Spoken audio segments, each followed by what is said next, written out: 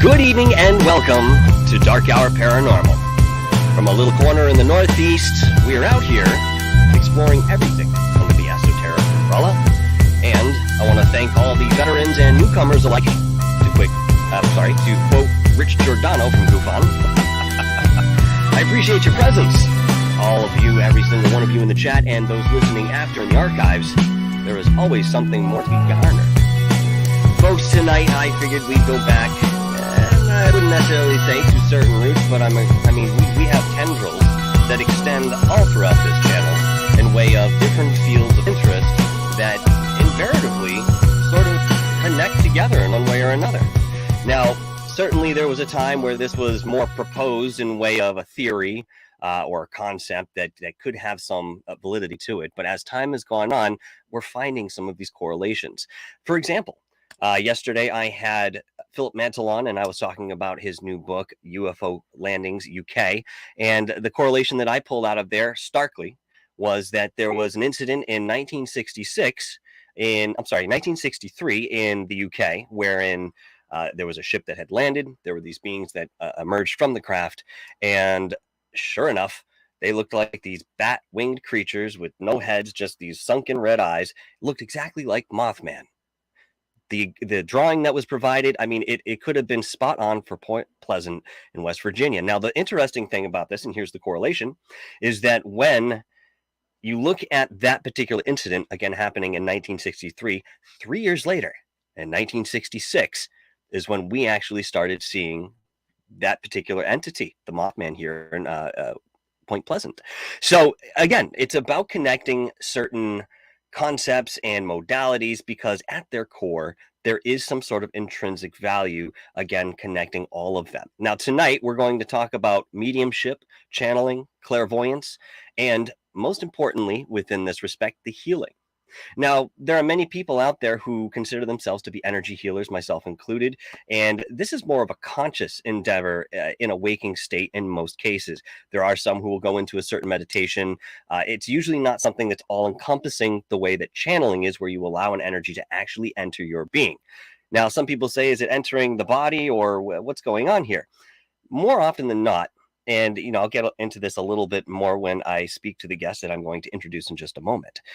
It may come from the auric field itself, wherein something is impressed upon the auric field, and this is the avenue of communication, where it almost looks like, if you were to see it with your naked eye, something plugged in to your energetic field, and this is how it's moving through you. But again, we'll certainly get into that at large as we go forward. So tonight, I'm very honored to have a fantastic guest here. I have Valentina Lomborg Wiley. Okay, God, I hope I said that right, because she's in the back there licking her lips, ready to pounce on me if I don't. Okay, no, I'm kidding. She's a very, very nice woman, and have already had great conversations just getting into this show. You're going to love her energy, folks. You're going to absolutely love her energy. You want to talk about high dimensional, high vibration? This is it right here. All right, but before we get into that, let me read a little background for you on Valentina and some of the work that she has done and is doing. Okay, so psychic medium and life healer Valentina, and host of the brand new Amazon primetime TV show, Share Your Scare. Now, I haven't seen this yet, but I'm going to watch it. Valentina's gifts and unique personality has helped thousands of people with either their own lives or connecting with loved ones on the other side. Valentina was born in the world's happiest country of Denmark to parents who were doctors. She went on to be educated in the beautiful Alps of Switzerland for elementary school, and later moved to the most northern point in Alaska. In Alaska. My goodness, we'll have to talk about that. Living among Eskimos and finishing out her school years. At the age of 19, Valentina moved to Santa Cruz in California on her own to pursue a modeling career that actually started back home at the age of 2. In her early 20s, Valentina suffered a traumatic brain injury that left her nearly comatose and close to dying. That was the beginning of her discovering her unique psychic gifts. Now, very quickly, that's interesting. I'd like to get into triggers a little bit tonight. And I think we've seen this pattern quite a few times, whether it awakens something in way of clairvoyance, or you become a savant at the piano or know another language. We'll talk about this. Eventually working her way to Los Angeles and becoming a top model in LA, showing up all over the screens in Fresh Prince of Bel-Air, In Living Color, one of my favorite shows growing up, Night at the Roxbury, Dumb and Dumber, and many, many more, including over 30 music videos for MTV, VH1, and BET. Not to mention calendars, billboards, and magazine covers, Valentina was unstoppable. It wasn't until February 2015 when Valentina's world came crashing down as she unexpectedly lost both of her parents within 2 weeks of each other. That started her obsession with wanting to communicate with her mother on the other side. She felt the best way to deal with the unimaginable pain of the loss was to help others to understand what happens when we die, and by communicating to their loved ones, therefore connecting a bridge. With thousands of clients worldwide in just a few short years, Valentina's gifts are needed in everything from missing persons and cold cases, teen guidance, contacting loved ones on the other side, psychic parties, working with corporations, healing people's energies and addictions, helping people awaken spiritually, and blessing people's homes. Folks, we have a top-notch guest here with us tonight. And as we say here on YouTube, without further ado, I'd like to introduce to you Valentina. Valentina, thank you so much for being here on the show. How are you tonight? Hi, everyone. Thank you for tuning in, first of all. Thank you for having me. It's our absolute pleasure. This is great. Fantastic. You have quite the colorful history, and obviously there is an entertainment background within you as well. Maybe we can talk a little bit about how that affects the life that you live now, and perhaps even influences that. But going back a little further, okay, we don't have to start at square one, but there are two very specific events that happened within your biography that I'd like to touch upon. The first is the traumatic head injury, okay, and then of course losing your parents. These are two different types of separations or traumas, if you will, but within that can be sort of globally analyzed, I think, in certain senses. So when you had this accident and you underwent this brain trauma, what was one of the first signs upon your rehabilitation that something was a little bit different for you? Well, the weird thing was it was a freak accident fall. It was a high velocity blow from standing position. So that already was really super bizarre. And we lost her. She should be back.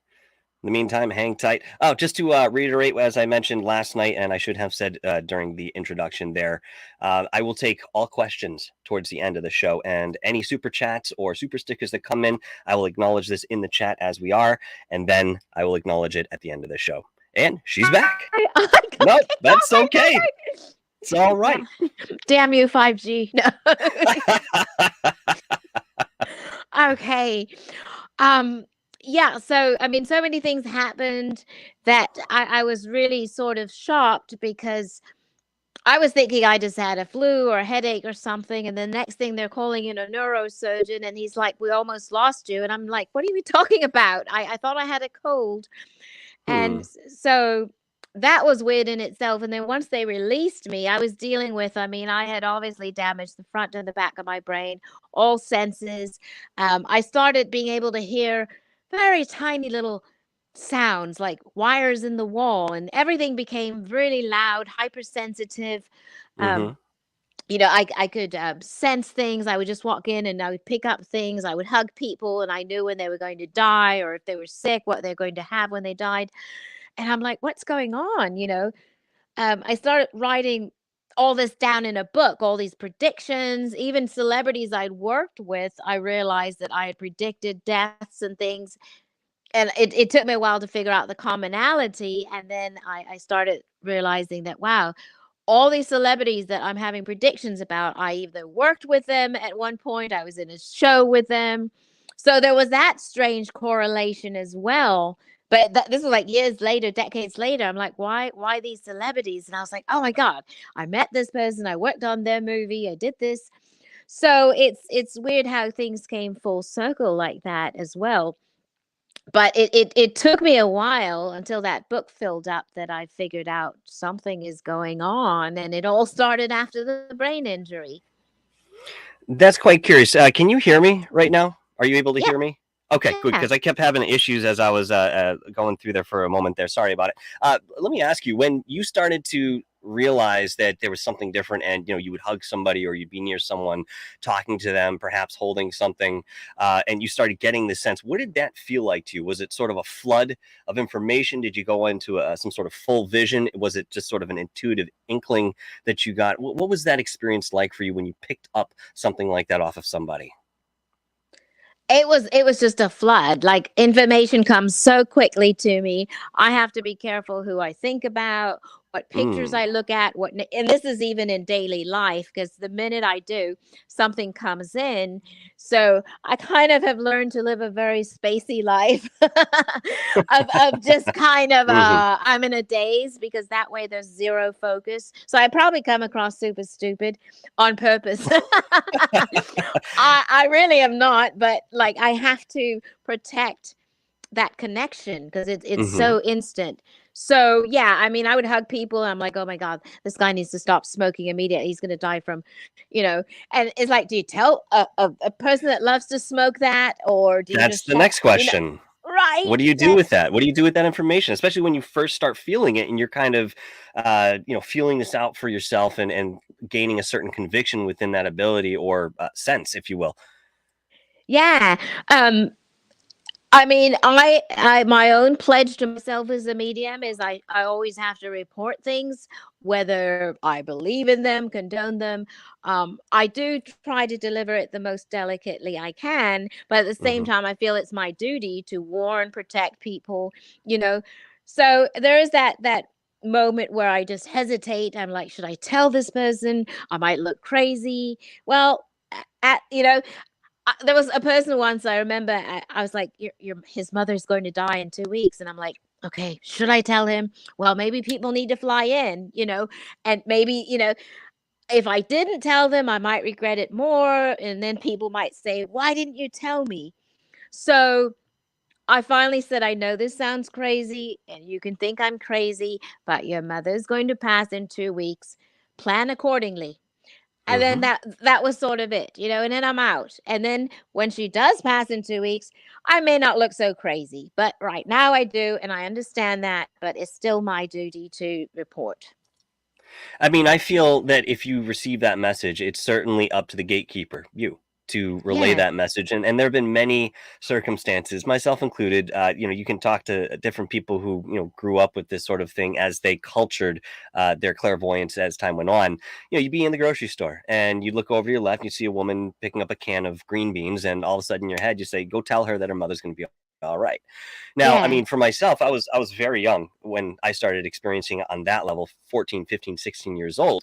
And, to have some, hooligan skater kid come up to you and give you a gravity of this extent, it Right. is a little bit jarring for most people. But I'll tell you, after I gained the conviction to do that, and then led with certain abandon, so whether this person accepted it or not, I relayed the message. I did my job. I'm done. Right. Right. That was sort of the drive for me to say, okay, when I'm hearing this, I will offer what I'm hearing. I'm not going to impress it, but I'll offer it. When you're doing stuff like this, okay, and you're going around your daily life, and you're picking up all these different things. There are a couple of questions I want to ask you about this. The first is, how Yeah. are you protecting yourself in a spiritual, mental sense, emotional, empathic sense from all of this barrage now being so open, and maybe going back to when you first started realizing that this was a facet that was going to follow with you. Yeah, so the way I protect myself, because before I was like a kid in a candy store. I was just open. Everything was coming in, and even dark things different. Um, but I was just like, everything was just coming in, and I was allowing it because nobody really sat me down and said, "Hey, you might want to protect yourself." Hmm. So once I figured that out, after I went through a whole bunch of D word infestations and nearly possessions, but obsessions and things like that, oppression and Hmm. things going on in my house. We won't go there right now, but um, I mastered an on and off switch. So I can now Okay. go to the Yes. Tell me grocery. about Yeah. that. That's something I think people need to hear about. Yes, master the on and off switch. I'm telling you, it'll do wonders. um, so rather than just be on all the time and everything's going in, um, That's too I much. now can. It is. I'm telling you, it was during sleep. It was during showers. I would get Hmm. information and walk out and text people dripping wet, going, "Hey, so and so said this from the other side." And so I had to set a boundary and turn off the switch. So now I can get back to my regular programming, which is me, my life. So I've really learned how to turn that switch off and not always be on all the time. And it's great to find that, because now I can have part of me back. I felt like everyone was puppeteering me, Hmm. and I didn't get to be me ever, you know? Absolutely. You can lose yourself if you're not grounded. And that's a huge thing. You mentioned this sort of buoyant attitude that you have, maybe looking a little airheaded. It's certainly not that. It's a matter of encapsulating that high vibration and then having a way to anchor it in, but still elevated and staying that Yes. way, not allowing the other influences around you to create that sort of equilibrium that naturally sort of occurs if you're not aware of this. Now, let me ask you too. Many times I have been engaged in whatever activity, okay, but whatever that activity was, it wasn't conducive to channeling at that moment, okay, if you get my drift. And all of a Yeah. sudden you get somebody coming in or want to talk to you and like, hey, how you doing? Have you ever had to send someone from the other side away, asking, hey, listen, right now is not the right time? And if you have, how did they react, and were they able to return at another point to relay the message that they had for you? I've honestly, I guess I'm like 7-Eleven. I'm open 24 hours.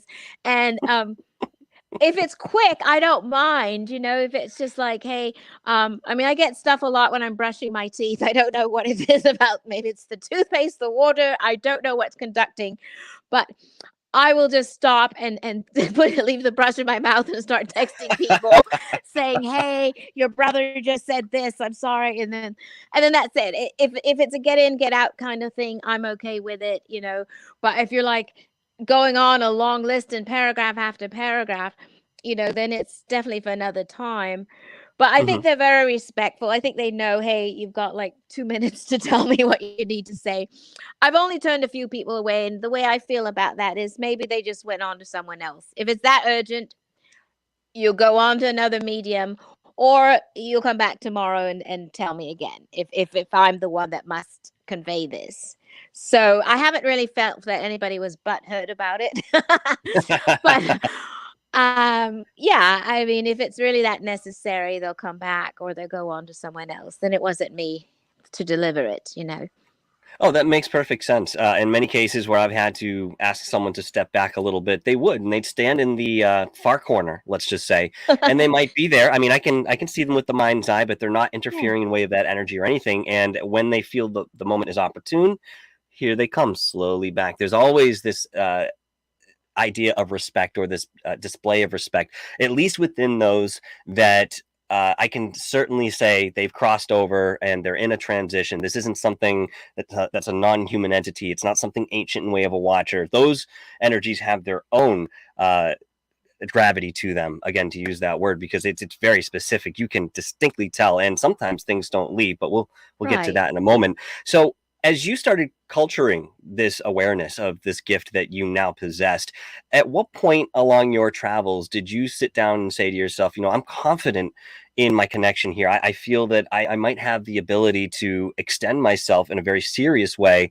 to other people, and I'd like to start giving readings. What was that process like for you? Because I find many people have the gift, but making that transition into something that is helpful for the masses, let's say, is a large challenge that people generally face. Yes, that's true. It's funny because I guess it was like 2010 when I was on the Queen Mary doing paranormal investigating, which is how I sort of started out. And then I put my own Mhm. team together back in Los Angeles. And one of the guys that was a sensitive, he's like, "Hey, V, you don't need that equipment. Just try." And I'm like, "No, no, no, I must have equipment. I can't do anything without it." And so he tested me, and he I call him my Yoda because he gave me that. He said, "Here, sit in this chair. What do you feel?" And I said, "Well, there's a woman. She's got a neckline up to here. She's a bride. She's got a husband, and he's getting ready to get married, and his hair's like this and this and this." And he's like, "You don't need the equipment anymore." And I was like, Mm-mm. "Oh," I was like, "What? What? Where did that come from?" And so once it's really about trusting, and that's why I actually had to somewhere there's a tattoo. I actually had to put the reminder on there, trust, because it's a twofold kind of trusting. You not only need to trust the information you're getting, but you need to trust yourself that you're receiving it correctly. Hmm. So there's two types of trust.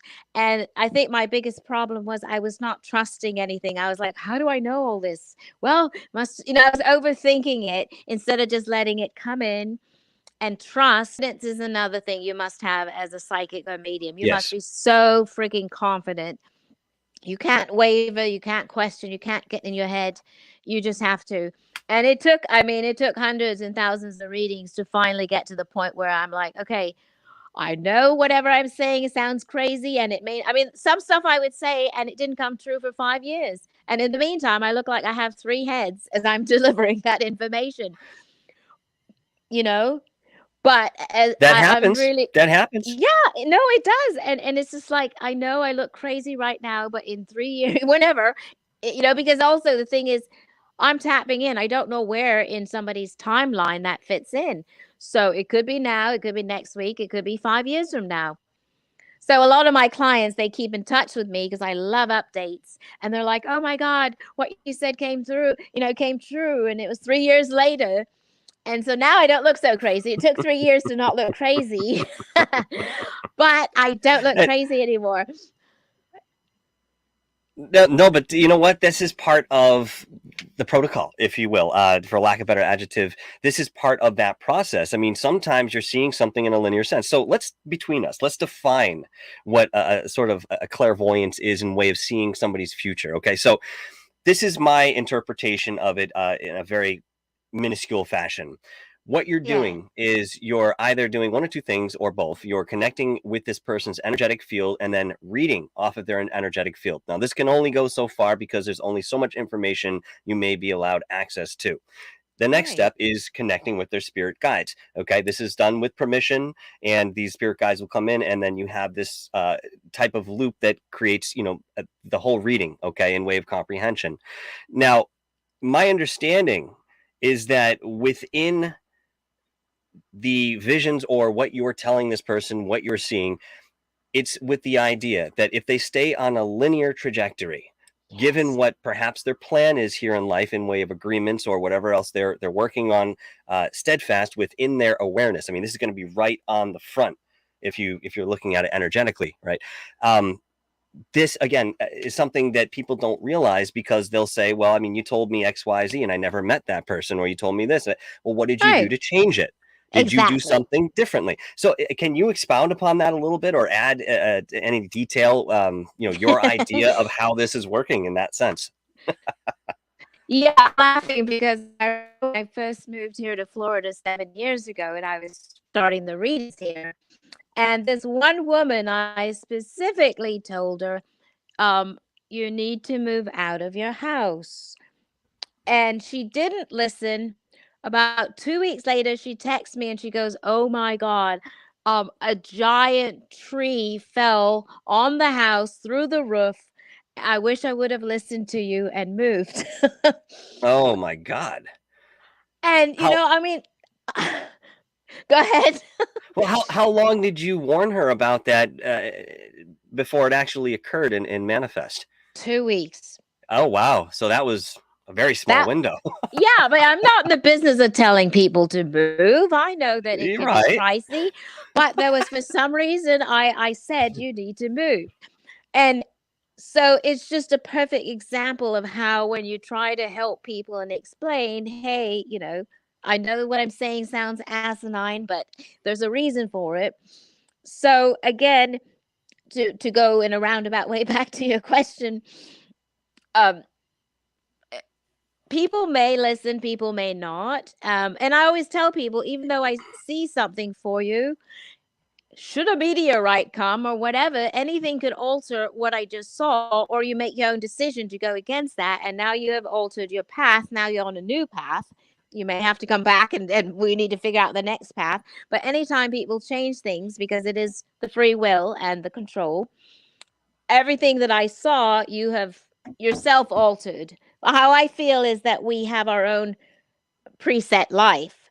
but we do have control to manipulate it at some point. If we give that full control in, the universe, regulates most of your life, except for So, when you alter it. what Does would that you make say to sense? some? Oh, absolutely, absolutely, Okay. that makes sense. So, what would you say to somebody who sits down with you for a reading and you sort of explain this through, and they say to you, "Well, I mean, how do I know when I come up against a choice that will change the trajectory of what you're predicting, or maybe a natural course for me? How would I recognize that, or would I?" Well, I try to predict people's life out about 2 to 5 years, because I Hmm. really help people put their life together. So if they stay on this course, what I see is success for them. If suddenly they're like, V, blah, blah, blah didn't happen, I'm like, did you do what I said or predicted? Well, no, I did. Okay. Well, then you can't really blame me, because I always see people's life and I direct them in success. Obviously, I Hmm. don't want Hmm. anyone to No. fail. So if something alters, somebody deviated or didn't exactly listen to me. So then at this point, it's almost like it restarts over, because now they've taken back their control. And so, I mean, I can put them back on track, but at this point they've kind of gone off. Hey, it's not an easy question. It's not an No. easy question, and it doesn't have a definitive answer. It's just something that is still out there within the field of curiosity, and certainly we come up against every time we dive into this. Um, talking about healing people here in the physical, that's certainly one aspect of this work. Now, when you sit Right. and have a reading, as I may have mentioned before, I mean, you're getting some sort of healing from the reading. Maybe it's the information or the people that come through. There is certainly some sort of nurturing that does occur. But in your work, I understand that you branch out beyond that. So, can you talk to me a little bit about how you're working with people that are on the other side? And, maybe you can express why they're there and way of contact with you. And then how are you helping them to move forward within the light or wherever they need to go? Okay. I'm going to break that one down in my head for a minute. Okay. So when I'm Hmm. channeling deceased um, people that are on the other side, um, in the case of an accidental or quick death or unexpected death, there's a lot of things that maybe weren't said between them, the living. So I become that conduit to help them, be that voice to finish the final words, have everyone be at more of an ending point, a resolve. Especially when I do mystery deaths, there's a lot of unanswered questions that I need to go Hmm. back in and get those for them. Murders, things like that. So there's healing that, because I find that the deceased are kind of restless until they get these words said to the living. So once that's all done, then I can help, bring peace between both of them. Do you find that that is the common thread amongst the living and the passed on, if you will, wherein there's just a resolution that was never reached. There was something that wasn't expressed, and this is pretty much what's holding an energy from moving forward? Or do you find that there's something more within the entity itself? Maybe there's a guilt, maybe there's something along those lines that just talking about won't get through. Do you find a lot of these stuck souls, I guess is what I'm trying to ask? Not necessarily stuck, because when we pass, we do go straight up, depending, except suicides, they go to a different place. So, not so much stuck, but just needing, they need things that they need to heal as well and move forward in their journey. Okay. So it's more, not necessarily stuck is a little too harsh. The ones that are suicidal get stuck a little bit more, because there's, and definitely ghosts get stuck down here. So it's more that they just need some clarity.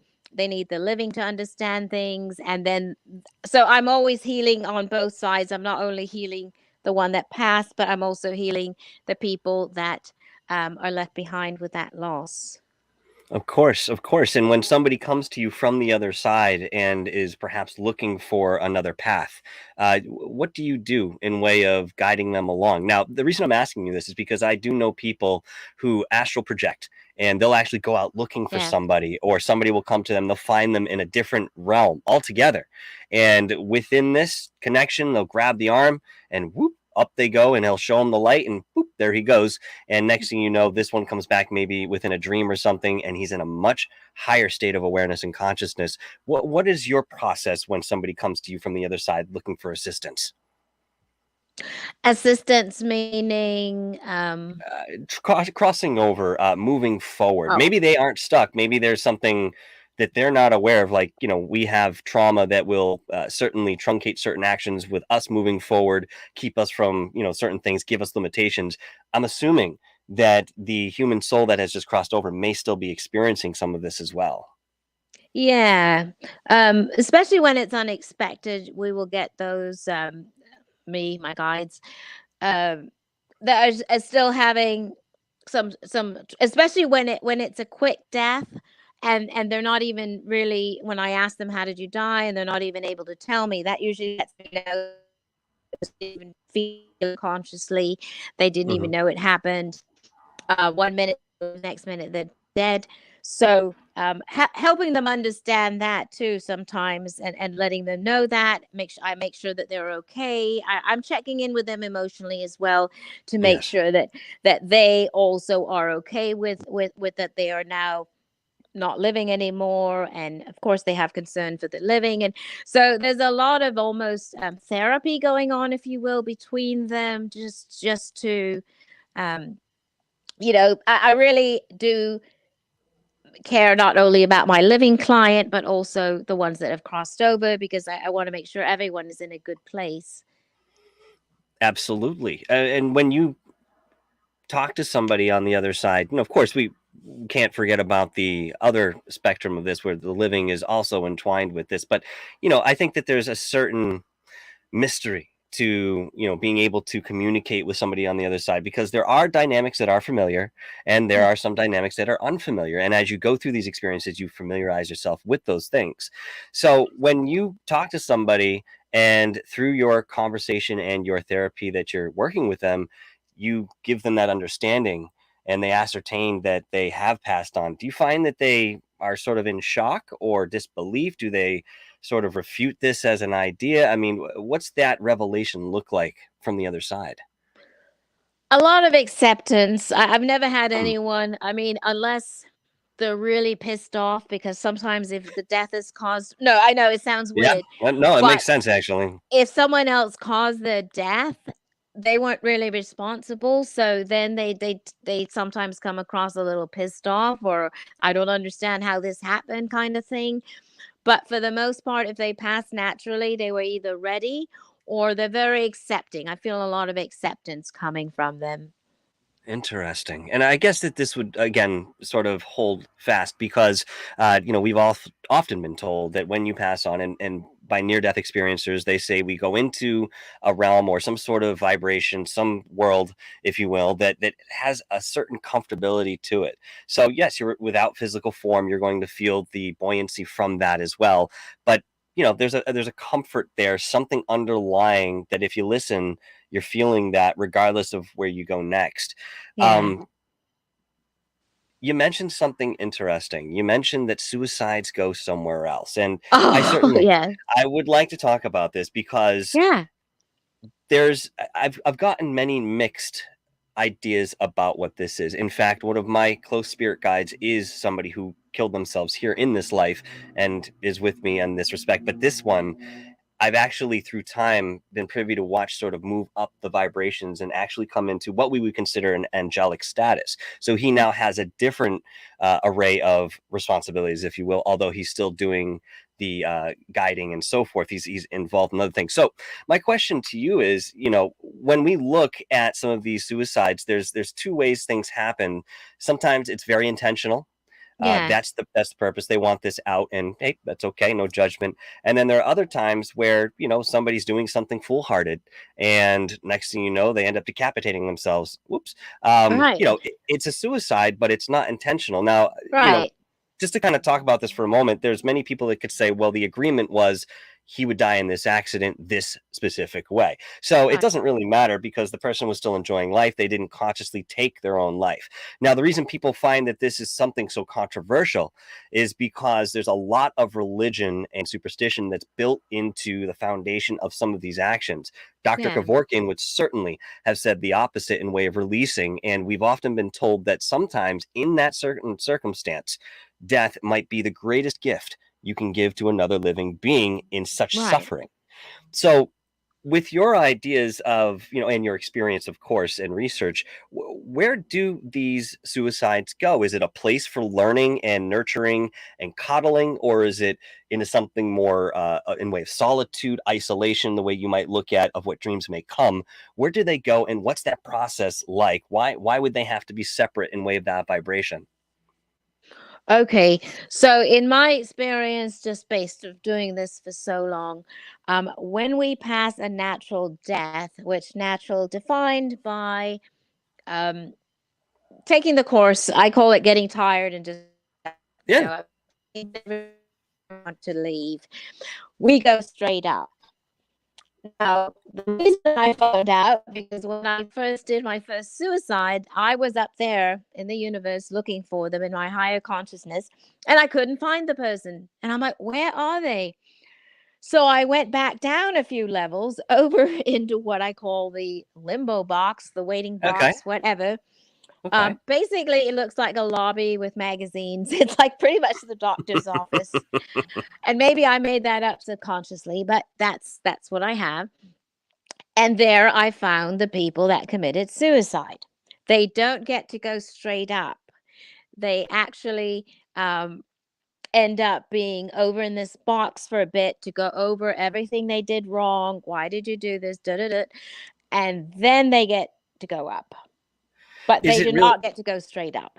Is it really that they did something wrong or that they just didn't fulfill their contracts? And the reason I'm asking you that is because I've been told too that if you end your life prematurely, you were supposed to be some sort of role within the rest of that life for people that you were going to meet, other influences, whatever the case may be. And what you need to do in some certain fashion is to actually find a replacement that's here in the physical, that's not going to be Hmm. an exact match, but it might, plug into that hole just neatly enough that Right. the person who had contracted that a certain experience with you that you can now not offer will still get a very similar experience with this new person. What are your thoughts on that?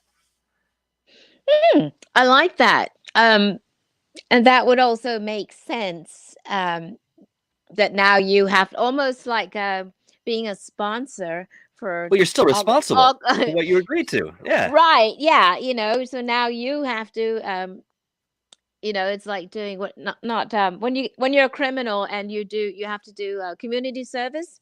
Yeah. it, it's kind of like that now you have to do community service and turn around and teach people, and that therein lies your lesson too, if you could help out a bit. So that would make sense. I mean, I didn't think of it that way, but yes, that would definitely make sense. Now you have to put in a little more time, but either way, coming full circle, I find that it differentiates between just getting to go straight up, because straight up is a key to Disneyland, and you Mm. don't get that reward right away because now you kind of screwed up. So now you're going to go over here and you don't get to eat the cake yet. You're going to, in fact, help bake it, go get the eggs, do everything. Mm. So that would tie into, what you've said and my box theory there of that. But I would not have known that until I went to look for them up there in the general population and then realized, wait a minute, they're not up there. They're over here. And so then I started looking for suicides. Well, and I don't know because I assume I'm doing, they're up there. And then when I can't find them, that's when I go over to the box. And then I ask, and sure enough, it was a suicide. So, Oh, she'll be back. I hope you guys are enjoying this show. My God, I'm having a fantastic time. I know I'm throwing some curveballs here, but we have to. That's what we do here on Dark Hour Paranormal. We get down to the detail. But she's hanging tight, man. Let me tell you, I'm really enjoying what she's saying. And Here she is. I'm just going to mysteriously go into another realm for a while and then come back. Sorry. That's quite all right. Not a worry in the world. As you were saying. Okay. Yeah, so that I love when I get sidetracked. Yeah, so there is, so in entering heaven, aka the universe, whatever you want to call it, there is a separation depending on how you passed and how you, more so how you used up this life, I I guess. think it's interesting and very significant that you mentioned you went looking for this person, and this is how you discovered that they might be in another place. It wasn't something that you heard. It's not some theory you Exactly. read about. This is based on your experience. And I have to tell you again, there's a parallel from other people I've spoken to who went out looking, and they went where they thought they would be, and sure enough, they're not there. Or they went through a certain realm, and we've talked about this realm going through astral projection. There's one realm that seems to be silent and full of these sort of ghastly images, but the whole feeling there is forlorn and melancholy. Yeah. They'll be in there screaming their head off, feeling like they're all alone, like everything else that's in there, nothing has a connection.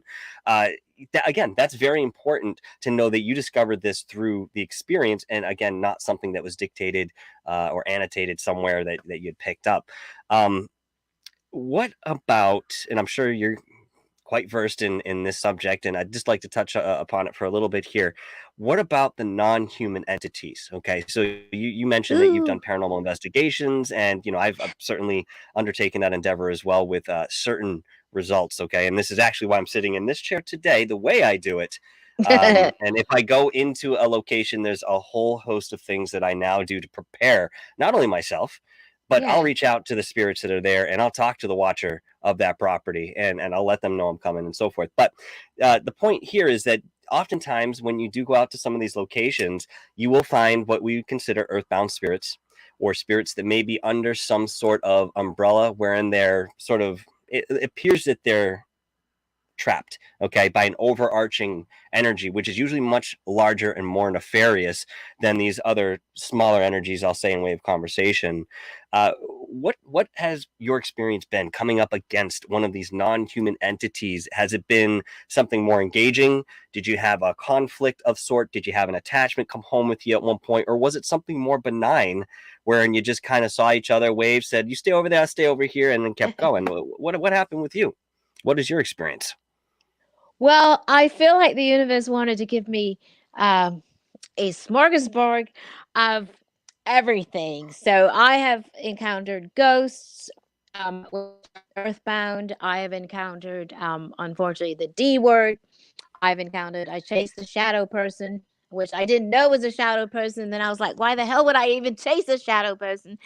Um, so I have felt all sorts. Some that were just, and I've even walked in and I've felt them in the corner and they just didn't want to interact. Hmm. But ghosts tend, I don't know if it's just that I'm fascinating, or I used to have pink hair and maybe they like that, but Okay. they didn't know what to make of me, but they've always interacted with me. So I guess I'm no threat to them. But I have felt different variations, and of course all these entities are different levels of entities. Hmm. Shadow people are these masses. Ghosts were living but now they're stuck. The D words are entirely different things that were neither here nor there. So I think the experience of just interacting and getting to know the personalities maybe was part of my lesson. Why do you stray away from the D word? And if you guys are wondering what that is, it's nothing pornographic. We're talking about No. demons. Okay. Yeah, I can say it, because at this point I'm so protected, I'm not worried about them. But there was a Well, time where I couldn't even say the word, and it's like something would happen, more scratches would appear, and so it was. But that was also when I lived in fear, and I have since then pushed away fear. It helps to be fearless because then they don't mess with you. that is actually probably one of the best notes that you folks are going to hear tonight. It's about your vibration. What are you holding? So, when I went back to that cemetery that you guys all saw a couple months ago, and I had an attachment from this place, but I was being bold enough to approach this the right way to go back and document it. Um, I had to go through a lot of these expelling. It's an expulsion of emotion that certainly surrounded this particular area. And when you're dealing with these non-human entities, you still don't know exactly what you're going to get at the very end of the day. But when you're talking about a demon versus a non-human entity or a watcher spirit or something that just hasn't incarnated as a human being before, but is certainly here, we can categorize elementals and perhaps even certain cryptos within that mix. Okay, I'll just say lightly. How are you differentiating the actions and the presence of what we would consider a demon, and does that have religious context for you versus a non-human entity or a very large guardian watcher spirit that can actually pose as a threat as much as it needs to? It can be as grotesque as it possibly wants to and give you that same sort of feeling of being attacked that a demon can, but it's for a completely different reason. How do you differentiate between those energies when you're out in the field? Oh, I see.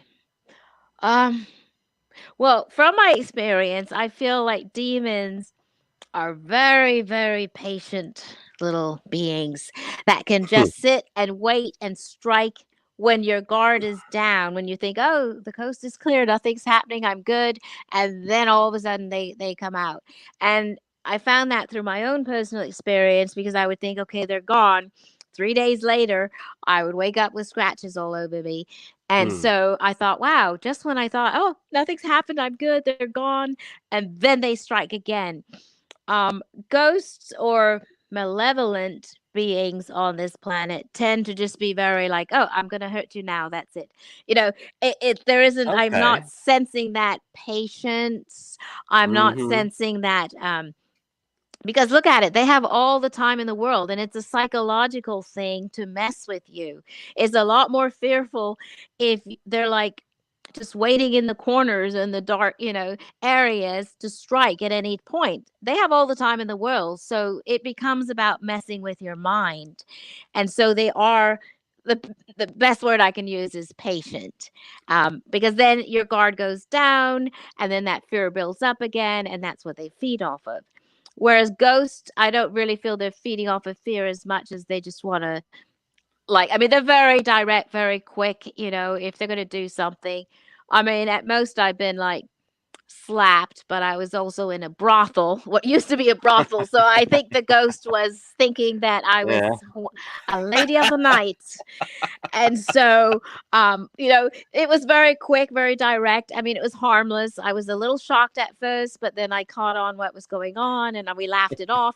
So there's a different kind of interaction versus when you've got scratches across your neck and a bloody scratch on your knee, you know, that definitely um, builds something. I think ghosts, they just do things for the shock value and then they're done. It's almost like a joke to them.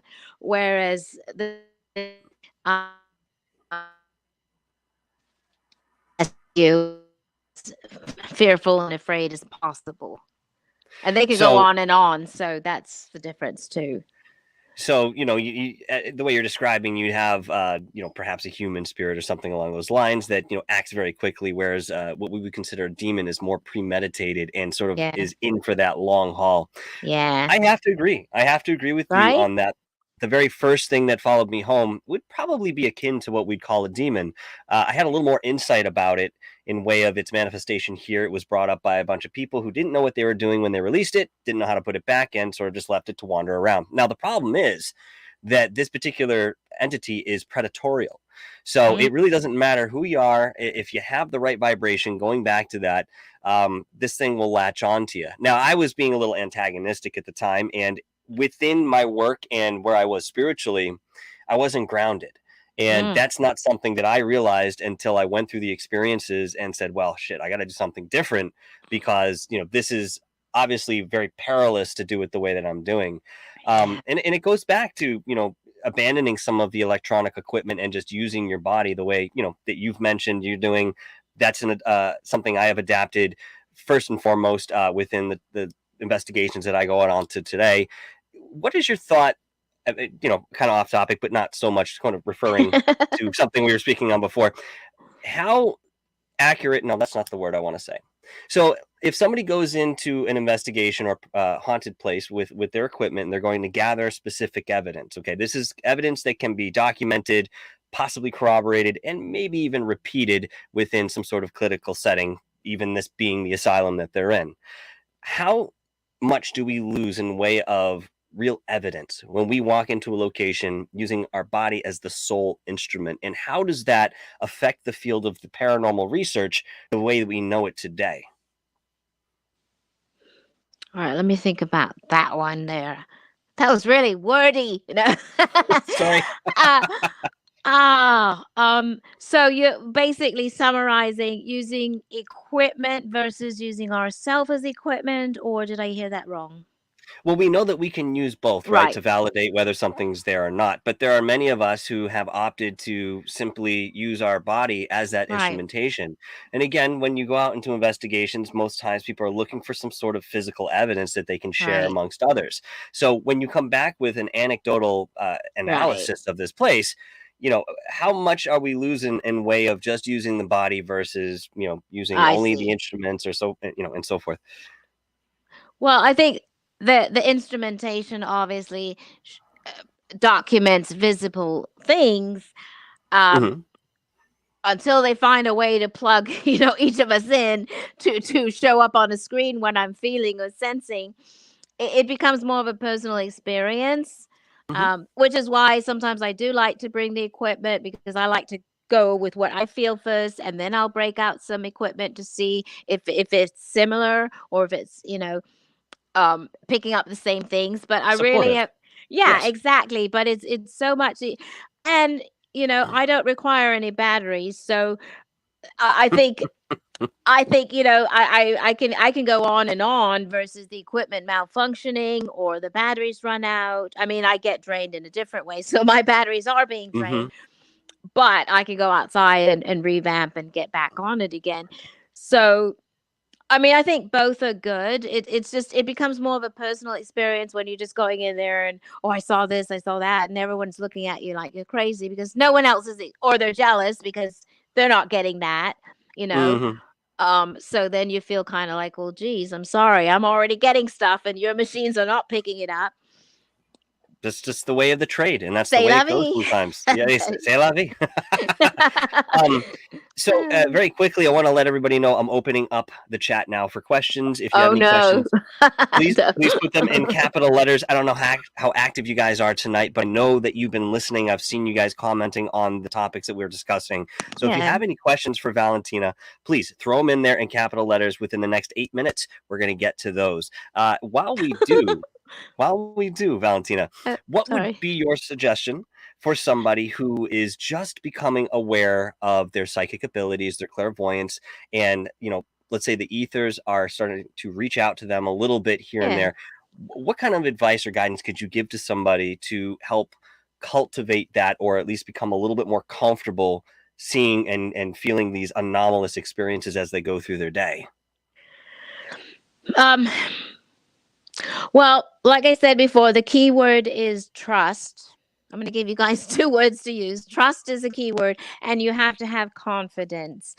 And the confidence is going to come from allowing things to just flow. When you get in your head, now you're not being open, you're not being conscious. Well, you're not being higher consciousness, you're being conscious, which means you're paying attention. You're thinking. Anytime your mind is getting in there, you're thinking. It's your Hmm. own thoughts. You have to learn to allow and feel things. Um, so that's the biggest thing. You have to turn all that off and just meditate. Obviously, is a good way to just turn all that off and allow things to come. One way I tell people you can start practicing, maybe if you're at a red light, and start tuning into the color of the next car going through the intersection, and just Hmm. little tests like that you could do to start trusting what you're picking up. Because if you don't trust what you're picking up, then it's going to be just chatter and there's nothing. One last question for you before we get going here. How do you Yeah. differentiate the audibility of spirit Oh, that's a channeling good one. through you Yeah. versus your internal dialogue? Ah, okay. Well, one thing I've learned One thing I've learned a lot. Um, Spirit guides are always going to talk as we, because they are cumulatively talking about you as a team. So we need to go to the store. We need to get going. We are going to be late. If you're saying, I Mm-hmm. need to go to the store, now it's your thoughts. Okay. So when you start off being psychic, you have to really learn to know yourself so well that you know your own thoughts. They're always looking out for you. They're never going to tell you, go shoot yourself, go this. None of that. They're never going to be telling you bad things. They're always going to be telling you good things. They're looking out for you. If you get familiar with how they speak, who they are, their personality, then you always know when it's them and when it's you. Yes. Uh-oh. I'm laughing You're because that's laughing. exactly what I found. That's exactly to a What? T.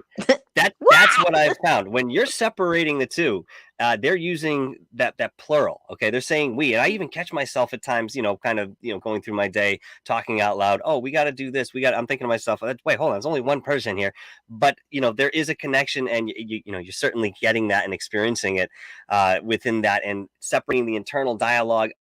Again, I think I couldn't have said it better myself, to be quite honest with you. Very quickly, Larky Derry says, Yeah, what I is your was gonna experience get. with shadow people? I don't know why Also I'm good sitting or and evil texting vibes? it. I can talk this. I don't have to text it.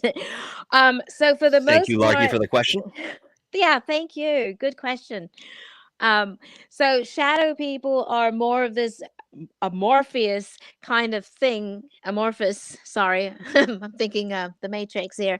Amorphous type of thing that can, like this black mass that I have found, can take on a shape of a human, but not very detailed. You'll see shoulders, arms, and legs, and a head, and that's it. And the weird thing is that it, Mm-hmm. it's black, and then there'll be a shadow person within the black that is actually blacker than the black. And that's the most fascinating thing, because you would think black is as dark as it comes, but within the black you can actually see blacker, if there's such a thing. So Uh-huh. shadow people are blacker than black things that just, but they're very shy. um I have seen a lot of poltergeist stuff surrounding um these black masses, so I do think that they're responsible for some of the cupboards opening up and things, drawers pulling out. They do seem to kind of appear, but they're very shy. They're always peeking around doorways. They love doorways. They pop in. It's almost like they just want to spy on us. I'm starting to think that this is what they want to do, and kind of freak It's us almost out a as if little. they're there. Yeah, Yeah, I was just saying, it's as if they're there already, and they're just kind of there to, yeah, observing us as we go on. yeah. So that's very curious. I'm sorry, I didn't mean to interrupt you. I just wanted to add that. No, but it's true. And they're showing up more and more, which is weird. So maybe they are an alien species that are down here. I'm not quite sure where they come from. Definitely another portal, another realm, but they sure are interacting more and more. But they're so quick. Like, by the time you notice them, they've already disappeared. Mm-hmm. So I'm not sure they could really do us any harm because they seem so shy. It doesn't really go hand in hand if you're shy and trying to do harm. So I do feel they're just right. I mean, if you're going to do harm, you're going to stick around. So I do think that Yeah. they're just right.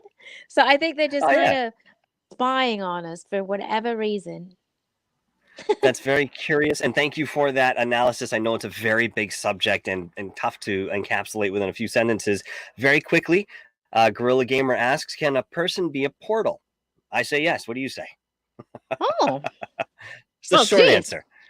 I honestly, the jury's out on that, so I Thank don't you, Gorilla know. I Gamer. mean, yeah, thank you for that. Now you've got me wanting to do that. I want to be a portal. um, I guess they can. I haven't looked into that, so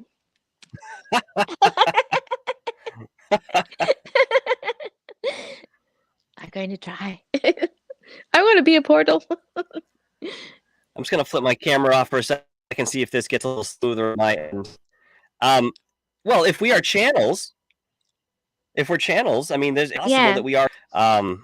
Again, it's a matter of using certain verbiage to Yeah. call what it is, and we're still learning that and working with this as we go on as human beings. Because man, do we love to label things, and I see why it works for us. I do.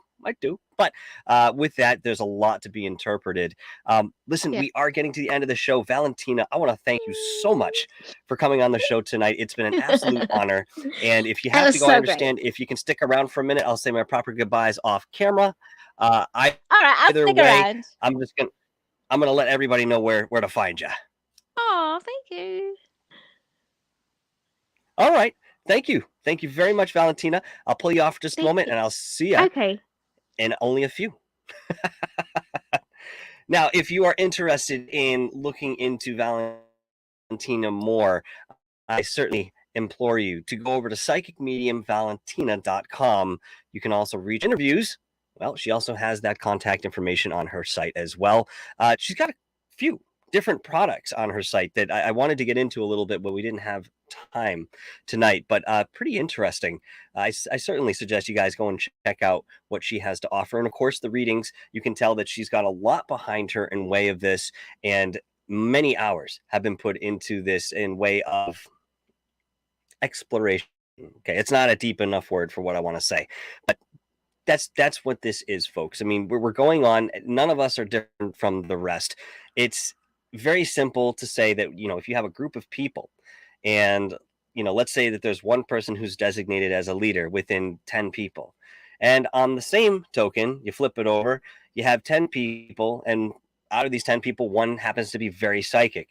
Maybe there's a sense of leadership on one side, there's a sense of clairvoyance on this side, and everybody else who doesn't necessarily possess that role kind of looks at it and says, well, maybe you're something better. I'll put you on a pedestal to some degree because you have this leadership quality or you have this clairvoyance. That's not the case. That's not the case at all. Each one of us is going to have the opportunity in one way, shape, or form to become that position of leader or clairvoyant or what have you, based on where we're going within our multitude of lifetimes. Now, I say that factually, or matter of factually, I should say, because that is my reality, the way that I've experienced it. And what I'm attempting to do, as many of you know, is to corroborate that with certain physical evidence through talks or otherwise, something tangible that we can hold in our hands to verify that which we may already know about this ever-changing universe. Now, tomorrow night, we'll be back with West Virginia paranormal investigators, and we'll be getting into the thick and thin once again, going back to those tendril-like roots into the world of the paranormal. And again, love hearing all of these different perspectives when it comes to the same topic, which we all experience in different ways, yet things are still familiar. That, I tell you, is very unique about this experience in the human body. Folks, we'll be back tomorrow night at 11 o'clock p.m. Eastern Time, 9 o'clock, 8 o'clock p.m. Pacific Time. Sorry, we're getting there. It's getting to be that time of night. Once again, 11 o'clock Eastern Time and 8 o'clock Pacific. Tomorrow night, we'll have the West Virginia paranormal investigators on. So, in the meantime, folks, you know what to do. Stay explorative, stay intrigued, and continue to research this constantly nebulous field that we're all in search of the truth for, one by one, bringing it back to a collective pot that we can all draw a consensus on. Well, that would be the optimal outcome, wouldn't it? Thank you for your donations tonight, Long Island Bigfoot. I think I missed somebody. God damn it. I think I did. Who did I miss? I missed somebody here. Hold on. Another Long Island Bigfoot, $1.99 super sticker. Thank you very much, mate, for your $2 super chat. Super sticker and your $1.99 super sticker. I appreciate the support. Long Island Bigfoot, big time supporter of the show. Guys, go out and check his channel. He's got lots of stuff involving Bigfoot and cryptids, not to mention extraterrestrials within his explorations. If you haven't seen his channel, go and check him out. In the meantime, go and check out Goofon. You know what to do there. He's on 7 o'clock, I think, Eastern Time, and he's running a show for 2 hours, as he always does. Keep your eyes out for Third Phase of Moon. They're always coming out with something more. You heard last night with Cambion that they are working on this new documentary that I alluded to yesterday. So keep your eyes out. We have a lot on the horizon that we will be rolling out within the very near future. All right, folks. Until tomorrow night. Ciao.